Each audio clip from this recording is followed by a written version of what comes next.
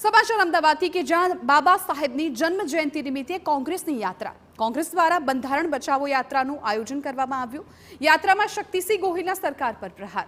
આંબેડકર મુદ્દે ભાજપ જૂઠાણું ચલાવે છે તેવું શક્તિસિંહે કહ્યું। બાબા સાહેબ સાથે કોંગ્રેસને અપમાન કર્યું હોવાનું જૂઠાણું ભાજપ ચલાવે છે। કોંગ્રેસે અપમાન કર્યું હોત તો બાબા સાહેબ કોંગ્રેસ સરકારમાં કાયદા મંત્રી ના હોત। ભાજપ રોજબરોજ બંધારણને તોડવાનું કામ કરે છે। આર્ટિકલ 14માં કાયદાની સમાનતા આપેલી છે। કોંગ્રેસમાં હોત તો એમની સામે કાયદો ભારે અને ભાજપમાં જાય તો ગુનો માફ। પાટીદાર આંદોલનકારીઓએ પાટલી બદલી તો એમના ગુના માફ થઈ ગયા। કોંગ્રેસના પ્રદેશ પ્રમુખ સહિતના મોટા નેતાઓ યાત્રામાં ઉપસ્થિત। સરસપુરથી સારંગપુર બાબા સાહેબ આંબેડકરની પ્રતિમા સુધી આ યાત્રા નીકળી હતી।